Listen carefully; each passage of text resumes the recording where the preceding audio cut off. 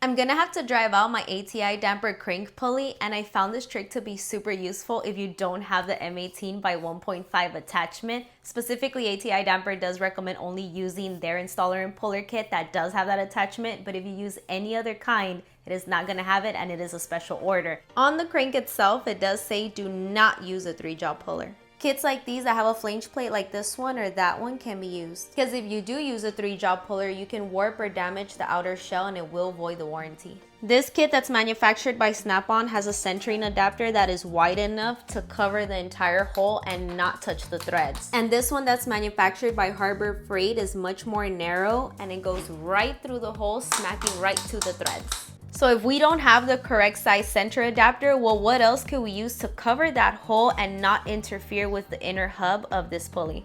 Well, this time around, I will be using this nut. It's small enough to not touch up against the inner bearing and only cover the face of the snout. I'm also gonna stick a shim at the end of it to give it a little more thickness. Even though this kit does have the correct size centering adapter, I'm gonna stick to what I know and I'm gonna use my kit. Now the only parts that I'm gonna need from this kit to take out my crank pulley is going to be the shaft, which is composed of 2 main parts. So we have the puller screw and then we have the puller body, this puller flange, and these 3 bolts over here. Notice how in this puller flange it has this built-in shim that spins and it almost acts like a bearing. Now this must rotate freely because we have the center shaft that goes right through it like this. And the way this works is we have the shim, so this isn't gonna go anywhere. On this side of the puller screw, we must hold it in place. And this is where all the real magic is at. On this puller body, when we put our wrench to it and we turn it counterclockwise, it slowly drives out the crank pulley outwards. These kits usually come with washers. It's a good idea to use them to keep the bolt pressed evenly up against the plate. As it bottoms out and feels tight, there's no need to torque them down. Instructions do not state that it is necessary. If you're looking to work with ATI damper pulleys for future builds, it's probably a good idea to get their puller kit. This works way better if you have 2 people doing the job or if you have the engine on the floor with the ratchet or breaker bar pinned up against the floor as you're turning the wrench counterclockwise. In this case, the longer the wrench or if you add a pull for leverage, the better, because it will turn smoother.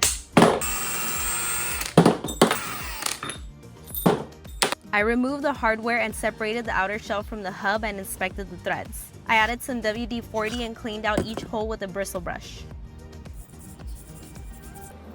Now it's ready to bake at 400 degrees for about 15 minutes. I retorqued everything on my engine and I rotated the crank a couple revolutions to make sure that everything lines up back to TDC. I checked for burrs or any rough spots and it's pretty clean, but hitting it with a polishing bit just smoothens out the surface completely. Then I use a little breaker cleaner to wipe away any of the old grease.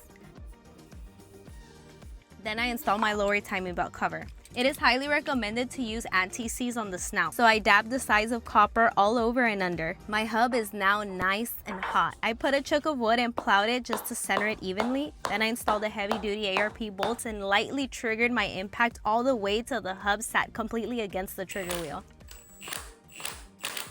Manually cranking it won't work, it'll just cause the crank to spin. Unless you add a couple bolts to the flywheel and keep it in place, then that might work. I unbolted the lower timing belt cover to check that there are no gaps in between the hub and the trigger wheel. Another great way to check if it's in all the way is to see if it lines up with other pulleys. I lined up a piece of paper up against the water pump pulley and the crank pulley and it looks pretty straight to me. I let the inner hub cool down and I polished the surface a bit.